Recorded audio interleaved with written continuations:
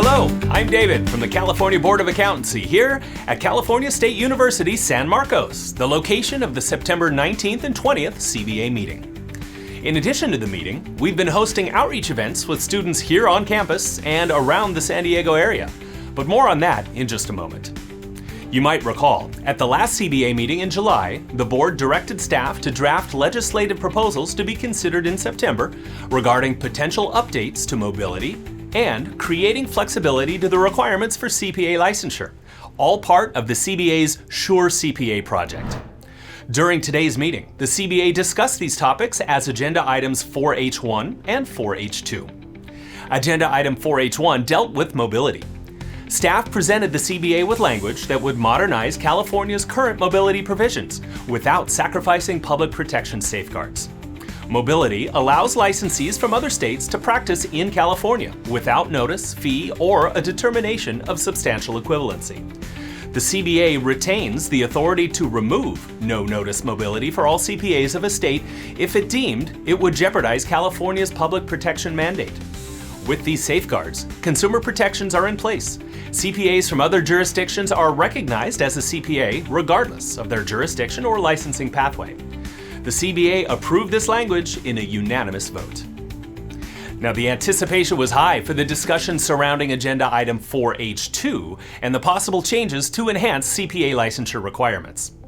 The legislative proposal establishes a pathway to licensure for individuals obtaining a bachelor's degree with an accounting concentration and 2 years of general accounting experience. Those with a master's degree in accounting or taxation will only need 1 year of experience. The proposal would allow the CBA to implement criteria so that certain accounting degrees would be deemed to fully meet the educational requirements without a review of specific accounting-related coursework. As with the mobility provisions, the new language was drafted to be more evergreen, allowing the CBA flexibility to adopt regulations in areas more susceptible to change in the future. This language was also unanimously approved by the CBA. Today's decision is a clear reflection of the CBA's commitment to modernizing the licensure process and making it more inclusive. Standing here with me today is CBA Secretary Treasurer Kristian Latta, CPA. Ms. Latta, how do you feel about what happened at the meeting today? I'm pleased with the board's unanimous decision today to approve proposed language which would make changes in California law to allow more flexibility with its requirements to become a CPA, including a pathway to licensure for applicants with a bachelor's degree and 2 years of general accounting experience. It's exciting to give students the opportunity to become a CPA without having to worry about a 5th year of schooling, removing this potential barrier for entry into the accounting profession. Thank you, Ms. Latta.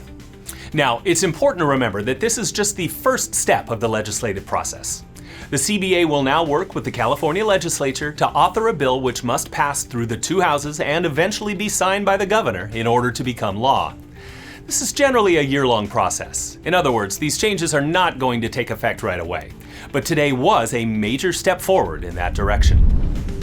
As I mentioned, the CBA conducted a variety of outreach events to go along with the CBA meeting, and we wanted to give you a taste of how that looked. Let's start with Maddie, who was on location at one of the campuses where the outreach occurred. How'd everything go over there, Maddie? Thanks, David. I'm here at UC San Diego's Extended Studies campus, where the day before the CBA meeting, we interacted with students both from UCSD and nearby community colleges.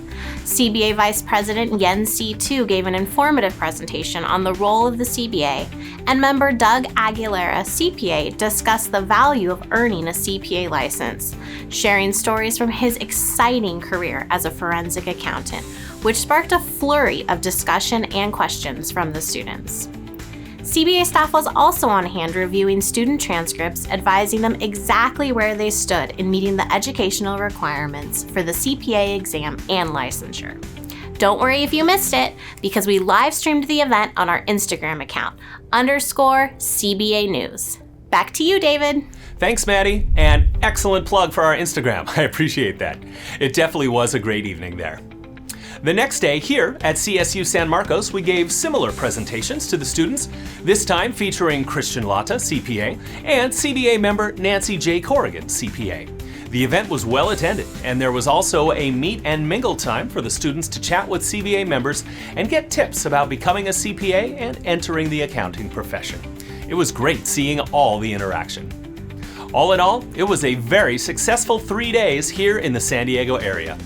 You can find more updates on the CBA's social media pages as this process continues, so please follow us. And you can always find more information about upcoming outreach events on our website, www.cba.ca.gov. And we'll see you at the next CBA meeting in November.